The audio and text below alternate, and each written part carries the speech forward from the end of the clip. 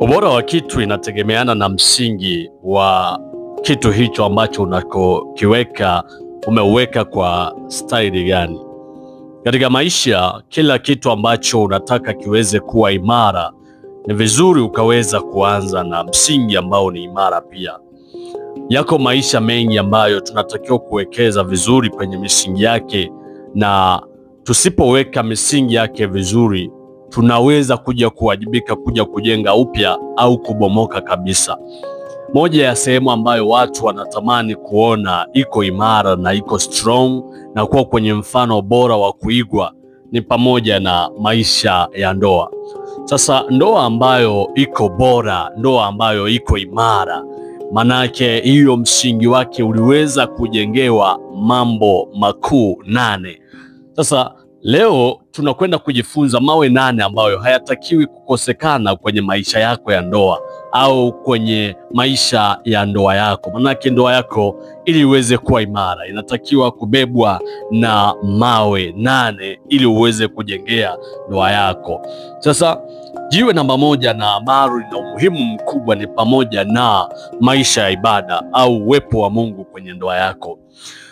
Ndoa yako inapokuwa ina hofu na Mwenyezi Mungu, ndoa yako inapokuwa inatambua uwepo wa Mwenyezi Mungu katika maisha yake ya ndoa, hiyo ndoa lazima iweze kuwa salama, kwa sababu itajengwa kwenye misingi ambayo iko vizuri na yenye utashi mkubwa unaojali thamani, utu na kila kitu ambacho kinajali haki ya binadamu. Kwenye maisha yetu tunapokuwa na maisha ya ibada kazi yake ni kutuweka katika hali ya msawazo. Inamulika kila mmoja wetu na kujiona yeye mwenyewe wapi aliko. Lakini tusipokuwa na misingi ya uwepo wa Mwenyezi Mungu, kila mtu atajiona ni bora kuliko mwenzake. Sasa unapoanza kujiona wewe ni bora kuliko mwenzio, hapa lazima ndoa iweze kusheki na haiwezi kuwa na misingi iliyo mizuri. Lakini msingi ulio imara na wenye nguvu ni ule msingi ambao una uwepo wa Mwenyezi Mungu. Unapokuwa na uwepo wa Mwenyezi Mungu kwenye ndoa yako, wewe ndoa yako imeshaanza kutengenezwa awali katika mwamba usioweza kudondoka. Lakini jiwe lingine ambalo ni la msingi linatakiwa lisikosekanike kwenye maisha ya ndoa yako ni pamoja na ushirika baina yenu. Kwenye ndoa yenu mtakapokuwa mnaishi kwa ushirika, kwa ushirikiano, manake kila mtu atakuwa ana wajibu wa kuleta furaha, ana wajibu wa kujenga, lakini pia atakuwa ana wajibu wa kuhakikisha kwamba mwenzie anapata amani na anahisi uwepo wa mwenzie una faida kubwa sana kwenye maisha. Lakini kama kwenye ndoa kutakuwa kuna ubinafsi, manake usitarajie kuwa na ndoa ambayo imara, kwa sababu mwingine anaweza kajiona bora kuliko mtu mwingine. Jiwe lingine ambalo halitakiwi kukosekanika kwenye maisha ya ndoa ni kuwajibika au uwajibikaji. Hili ni jiwe la msingi sana. Unapokuwa mke, wajibika kama mke. Unapokuwa mama, wajibika kama mama. Unapokuwa baba, wajibika kama baba. Unapokuwa mume, wajibika kama mume. Mpe haki mtoto, mpe haki mke, mpe haki mme, mpe haki yeyote yule ambaye anatarajia kupata haki kutoka kwako. Wajibika kwa sehemu yako. Lakini pia jiwe lingine ambalo linaleta uimara kwenye msingi yako ya ndoa ni pamoja na ukweli. Tukiishi maisha ya ukweli kwenye ndoa, hakika lazima kila mmoja aweze kuishi nusu paradiso au paradiso ndogo inayopatikana hapa duniani. Hakuna maisha mazuri kama ya ukweli kwenye ndoa, na kitu kikubwa ambacho kinabomoa ndoa nyingi ni maisha ya uongo. Sasa uongo unapochukua nafasi kwenye ndoa, manake hayo maisha hayawezi kuwa salama, kwa sababu baada ya mtu kusema ukweli ili tatizo litibike, analeta uongo. Anajiona mwema ili hali kaharibu, anajiona mkweli ili hali kadanganya. Ni vizuri sana jiwe la ukweli liweze kukaa kwenye ndoa yako. Utaenjoy, utafurahi na utahisi raha kwenye ndoa yako. Lakini jiwe lingine ambalo linatakiwa kuwepo na halitakiwi kukosekanika ni pamoja na uhuru. Kwenye ndoa yako unatakiwa kuwa huru, unatakiwa kuwa mwenye uhuru wa kuweza kuzungumza, uhuru wa kuweza kukosolewa, uhuru wa kuweza kushauri, uhuru wa kuweza kushauriwa.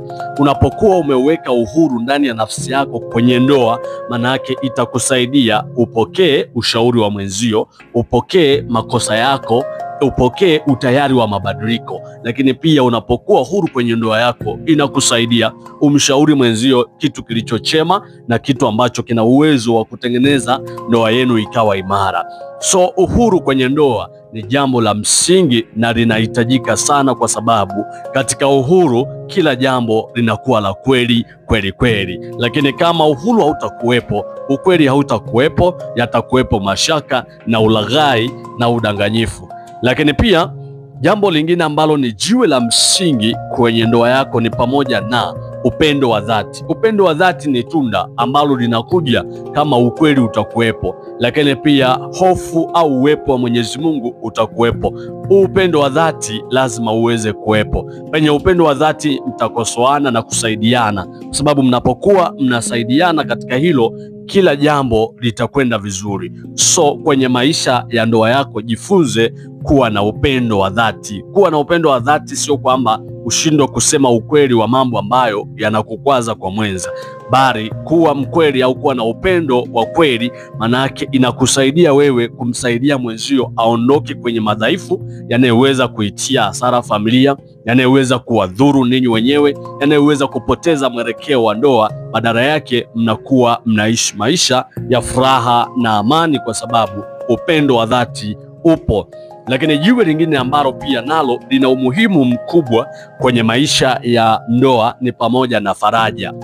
Faraja ni jambo ambalo mara kadhaa watu wengine hulipuuza sana, na hicho kitu huwa kinakuja kinajeruhi ndoa za watu wengi. Kila mtu kwenye ndoa anahitaji faraja kutoka kwa mwenzie. Hayuko mtu ambaye yuko tu kwa ajili ya kumfariji mtu mwingine, lakini mwingine asione nafasi ya kumfariji mwenzie. Kila mmoja anao wajibu wa kumtia nguvu, anao wajibu wa kumtia hamasa, anao wajibu wa kumpongeza mwenzie, kwa sababu katika hilo mtu anapata nguvu hata kama alihisi mdhaifu, mkosefu, mnyonge, hastahili. Anaanza kuona kabisa uthamani wake unarejea ndani ya moyo na ndani ya ndoa na ndani ya familia kiujumla. Hivyo kwenye ndoa jifunze kuwa faraja kwa mwenzi wako.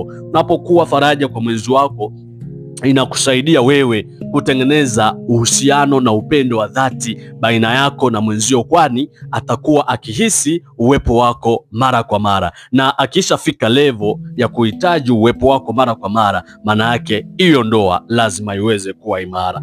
Jambo lingine la mwisho na la msingi kabisa kwenye maisha ya ndoa ni pamoja na kujengana.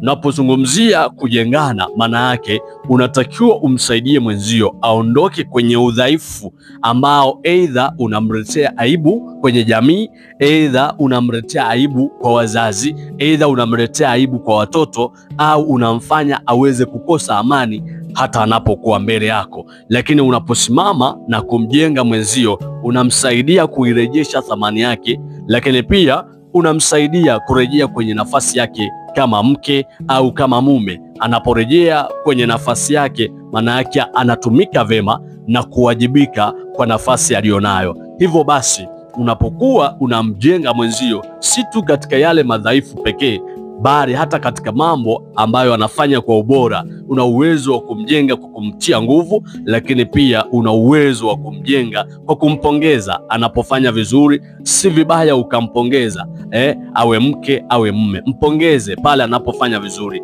Lakini pia unapojiwekea desturi ya kumpongeza anapofanya vizuri, unamsaidia aendelee kufanya jitihada ya dhati na ya kweli, na aongeze juhudi katika kile ambacho anakifanya chema, kwani anagundua kwamba ni kitu ambacho ni sahihi. Lakini pia unapompongeza na kumkosoa, inakusaidia wewe uweze kuwa na nafasi kubwa ya kusikilizwa na mwenzi wako, kwa sababu anajua kabisa kwamba nikikosea ananikosoa na nikifanya vizuri ananipongeza. Hivyo haya ni moja ya mawe ambayo unatakiwa kuyatumia kwenye maisha yako ili uweze kutengeneza na kufanya ndoa yako iweze kuwa yenye nguvu na yenye imara.